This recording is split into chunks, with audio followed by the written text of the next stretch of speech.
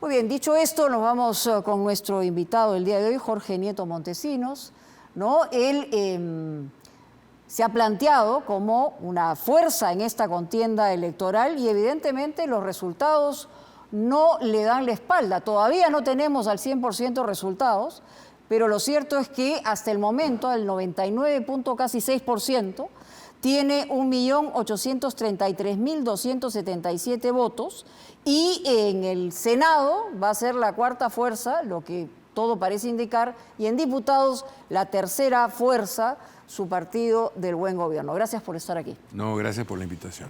Por eso es importante la responsabilidad que usted pueda tener y yo quiero inicialmente, ¿cuál es su opinión sobre qué proceso estamos transitando el día de hoy? Por un lado, se habla de fraude insistentemente.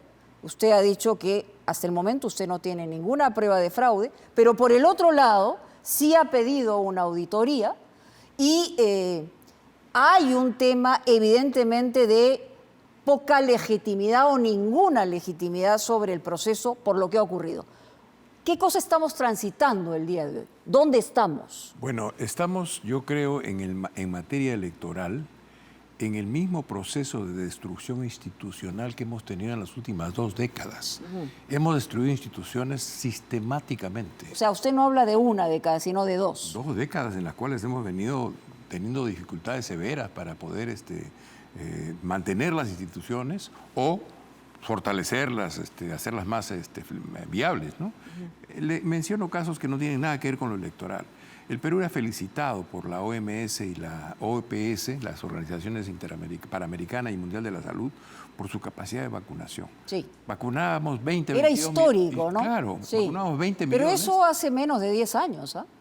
Pero no hemos podido tener éxito en las últimas 2 campañas de vacunación. A eso me refiero cuando digo destrucción institucional. Las capacidades que habíamos acumulado se han desperdiciado, se han destruido. Y lo mismo está pasando en el proceso electoral. Desde que reiniciamos el ciclo democrático, los votos se contaban bien y la gente creía que así era.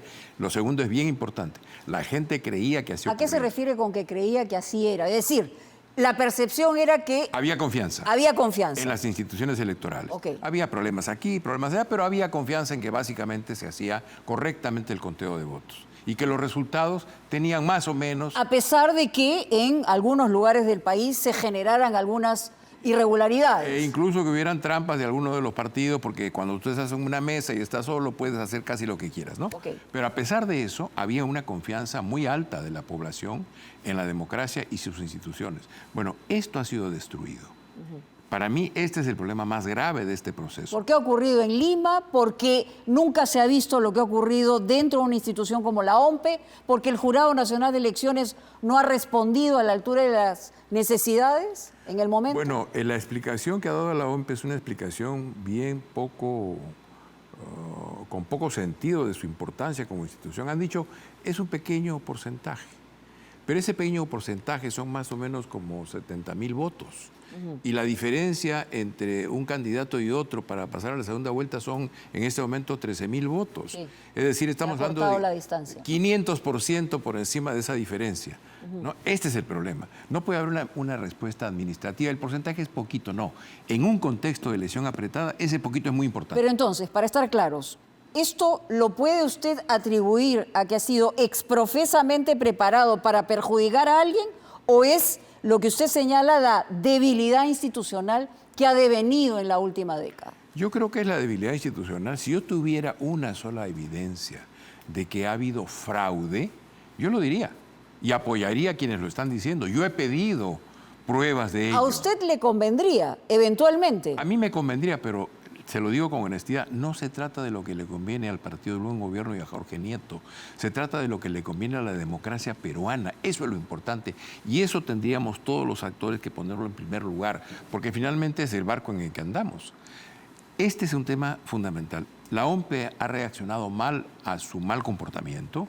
Yo no... Espero que la Fiscalía haga su trabajo. Yo no descartaría procesos de corrupción.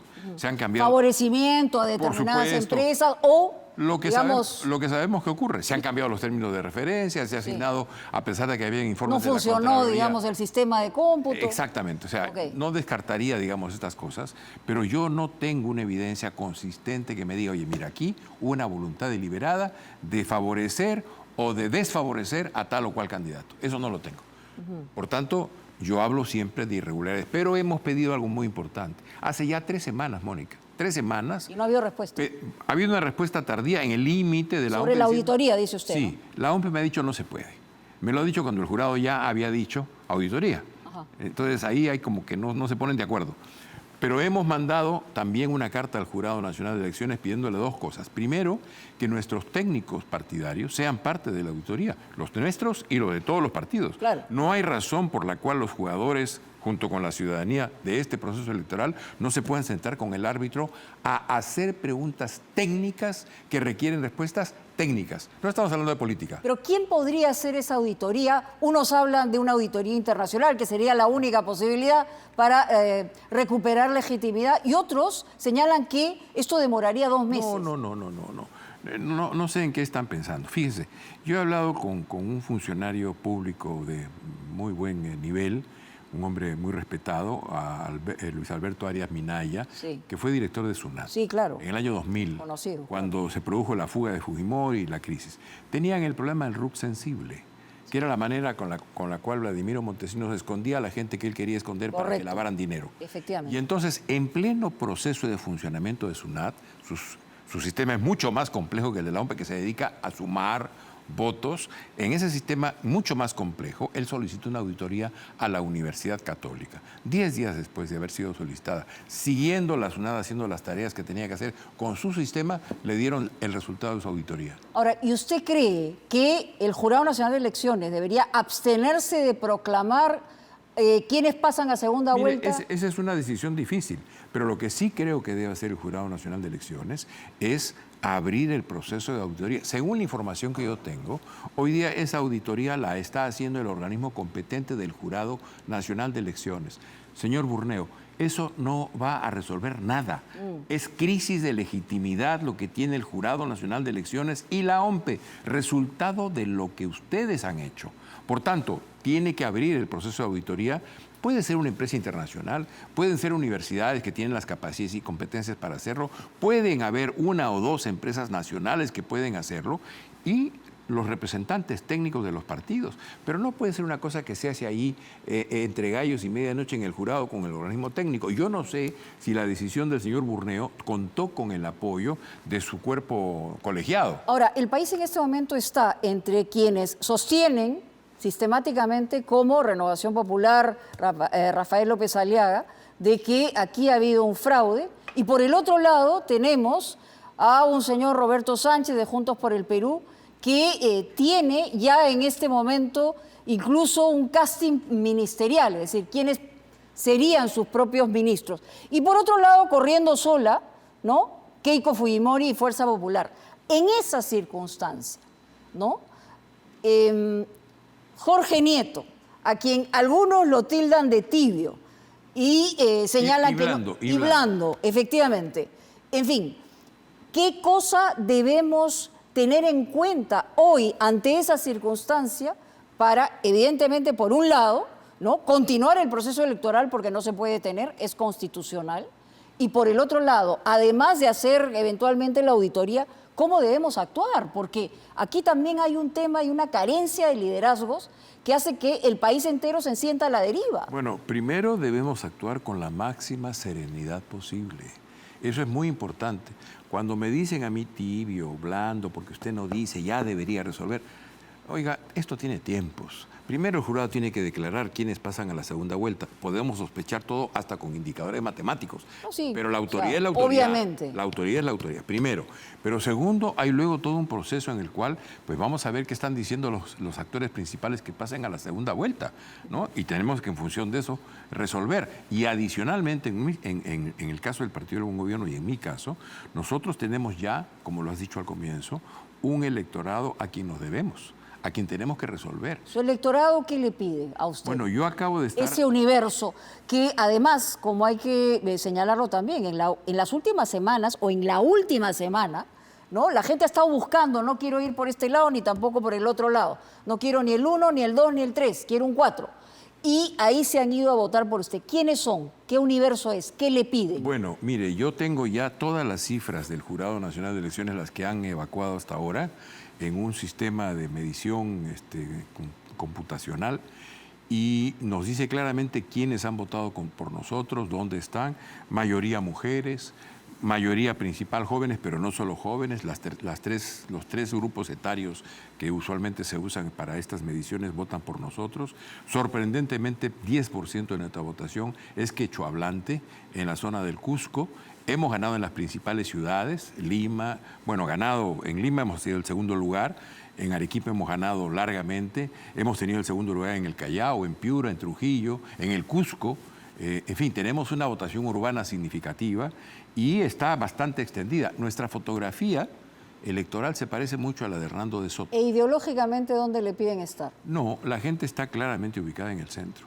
Rechazan estas polarizaciones. Es gente que rechaza la polarización política. Para mucha gente, digamos, ideologizada, el centro es como ni chicha ni limonada, ¿no? Bueno, esa ni chicha ni limonada le dio estabilidad al país durante el gobierno de Fernando Belaúnde Terry en el 80 y durante el gobierno de Alan García en el 85 y de alguna manera durante el gobierno de Ollanta Humala en el 2011.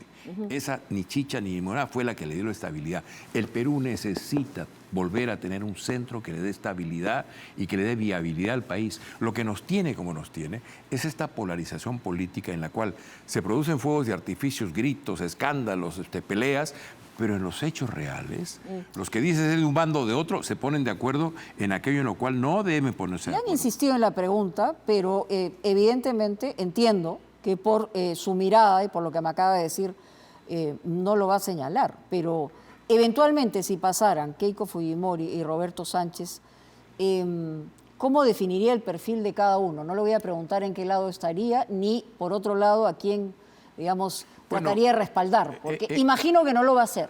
No es el tiempo, lo haré en su momento. ¿Lo hará? Por supuesto. Antes de... Yo no soy un político que rehuye sus responsabilidades. Okay. Las asumo, entonces, pero va a decidir antes de... En el tiempo justo. Del 7 de junio. Y lo decidiré escuchando también a mis electores. Yo estoy en gira. Y tendrá que ver una mirada ideológica, porque usted, digamos, por ejemplo, renunció en la época de Pedro Pablo Kuczynski ante el indulto a Alberto Fujimori.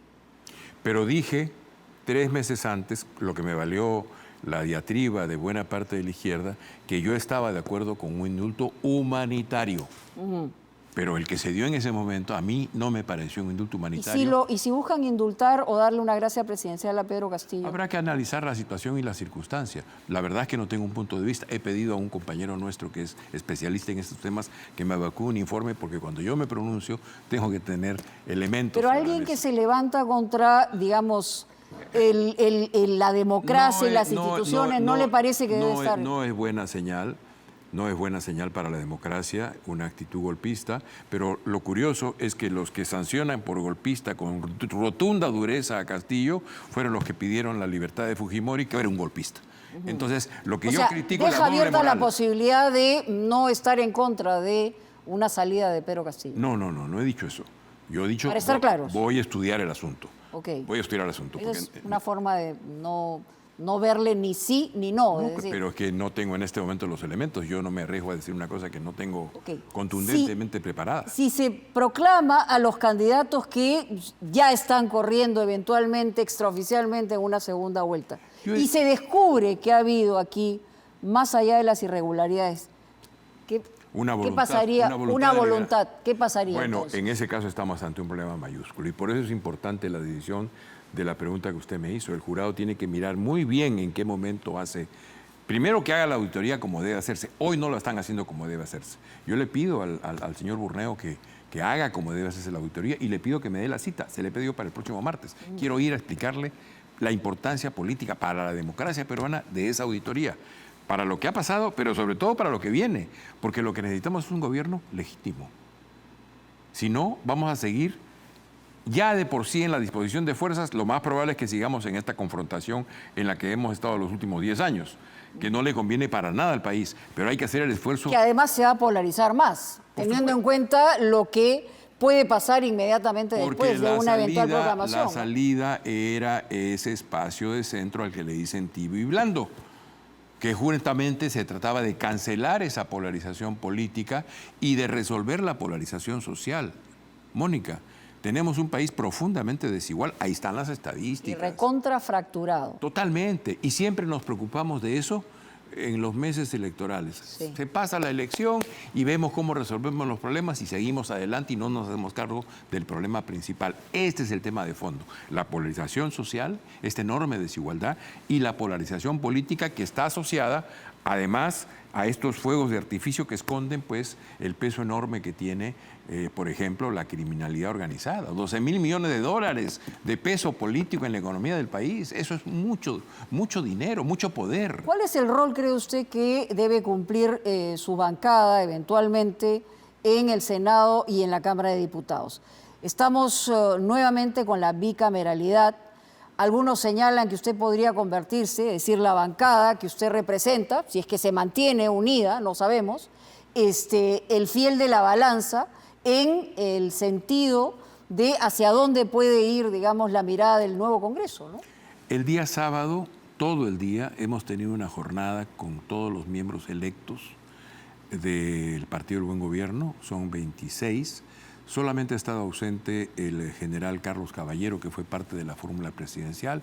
Él pidió permiso para ir a una reunión importante en los Estados Unidos sobre el tema de la base espacial esta que se quiere colocar en el norte, y por tanto eran tareas muy importantes y había que habilitarlo. Pero hemos tenido una discusión muy profunda sobre esto. El Partido del Buen Gobierno debe cumplir un rol de estabilidad y de decisión en función de los intereses del país. Usted se compromete a eso, más allá de las ideologías. Es todo lo que he venido diciendo en mi campaña. Yo tengo un compromiso con los que votaron por mí. Pero usted nació como un hombre de izquierda, es decir, en este momento... Nací como un arequipeño. Y es verdad, y Arequipa le ha dado una votación muy importante y usted no ha descartado la posibilidad, Estoy agradecido. ¿no?, de que pueda plantearse, por ejemplo, que usted pueda correr para una gobernación, en fin. Es lo menos que puedo responder al cariño de mis paisanos. Podría ser que vaya una candidatura para la gobernación de Arequipa. La eventualidad está ahí, lo decidiremos junto con el Comité Ejecutivo. Ya, pero nacer políticamente me refería, más allá de Arequipa, por supuesto. Lo sé, estaba haciendo una broma. A ver, sí, lo entiendo perfectamente. Pero, digamos, ha pasado desde la mirada comunista en tiempos casi revolucionarios, en fin, contestatarios, pero hoy, ¿dónde está ubicado? Porque hemos visto que aquí también ha recrudecido, por un lado, la derecha y la izquierda radical. Vemos esas dos miradas sobre el Perú, donde algunos, por un lado, hablan de fusilamientos, por otro lado, se habla, digamos, de casi volver a la Santa Inquisición. O sea, ¿dónde está usted, no? Bueno, la Santa Inquisición yo la veo operando, por ejemplo, en decisiones como la del feminicidio. Me parece una barbaridad que en un país donde hay 100 agresiones diarias contra mujeres, a propósito, feliz Día de la Madre, 100 agresiones diarias contra mujeres, se esté planteando una revisión de ese tipo, que va finalmente a favorecer que esta violencia contra la mujer siga incrementándose. Pero volviendo a su pregunta, creo en la importancia del crecimiento, de la estabilidad macroeconómica, de la inversión privada, pero no me gusta el mercantilismo. No me gusta el uso del poder para capturar a la autoridad mediante la corrupción y hacer que legisle o gobierne para un sector que ha capturado rentas. ¿Qué es lo primero que debería cambiar en el Perú a partir del 28 de julio? Bueno, lo primero que tendríamos que hacer es derogar esas leyes pro crimen. La ansiedad y la angustia, el fenómeno electoral lo tapa, pero la ansiedad y la angustia de miles de familias merece que el Congreso rápidamente tenga esa medida como inmediata y al mismo tiempo que quien resulte ganador... Esa podría ser una condición que se plantee desde el punto de vista político de su bancada. Mire, no lo digo como condición, nosotros lo vamos a plantear. De hecho, hemos acordado en esta reunión con los miembros electos del partido comenzar a trabajar una agenda legislativa. Tenemos ya una formulación que viene desde la campaña electoral, pero ahora hay que hacerla operativa, hay que colocar proyectos de ley, armar los equipos que puedan desarrollarlo, y esa sin duda va a ser una de las primeras cosas que tenemos que hacer. Junto con ello, hay pues otros temas muy importantes, ¿no? Atender la crisis de salud en el Perú es un tema fundamental. Bueno, nos desnudaron en el COVID y no hemos salido. Porque sabes, Evidentemente ni siquiera en la condición de la atención primaria. porque sabes que, Mónica, no hemos hecho el balance. El Congreso convocó una comisión. ¿Para qué fue la comisión? Para ver quién robó, dónde robó, cómo robó. Pero el problema, eso es pues tema del fiscal. El tema del Estado peruano es aprender de sus errores para que no nos vuelva a ocurrir. Eso no se ha visto. Hay un par de libros de especialistas en el tema donde discuten las cuestiones, pero un balance no se ha hecho.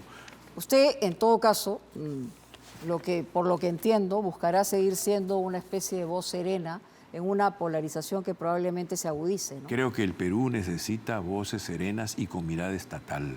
Le decía, no me gusta el mercantilismo. Pero no acomodaticia, ¿no? No, nunca lo he sido. He dicho claramente lo que pienso. A mí me dicen, oye, usted es tibio. Yo digo claramente lo que pienso. Que lo que pienso no les guste es otra cosa. Eso es otra cosa. Pero digo claramente lo que pienso y lo he dicho a lo largo de toda la campaña electoral. Le decía, no me gusta el mercantilismo. Creo importante la inversión. Creo que los empresarios nos debían dar empleo bueno, decente. Evidentemente no tocar el capítulo económico de la Constitución, cambio de Constitución. ¿Usted está de acuerdo con eso o no? No, yo creo que eso tiene que verse en función de si hay necesidades realmente económicas para hacerlo. Hasta ahora no las veo, pero es un tema que se puede discutir. Mire, este tema de la constituyente, en realidad es pues como una especie de terquedad, ¿no es cierto? No miramos Chile. Chile tuvo una constitución de izquierda, la sacó a votación, perdió. Chile tuvo una constitución de derecha, la sacó a votación, perdió. ¿Qué nos dice eso? Que si tú no tienes un ¿Le consenso... parece una discusión estéril? No, tienes que tener un consenso fuerte. ¿Cuál transición constitucional funcionó? La española del 78. 78% de la élite política estaba a favor del proyecto constitucional, 80% de la población. Hay que construir ese consenso y esa es la tarea de políticos que miren al Perú con una visión de Estado. Jorge Nieto Montesinos, muchas gracias por estar con nosotros. Nos ha faltado tiempo, le agradecemos muchísimo. Esperemos estar probablemente en la segunda vuelta para tener una mirada que siempre es importante, un tercer ojo en todo caso. Muchas gracias, Mónica.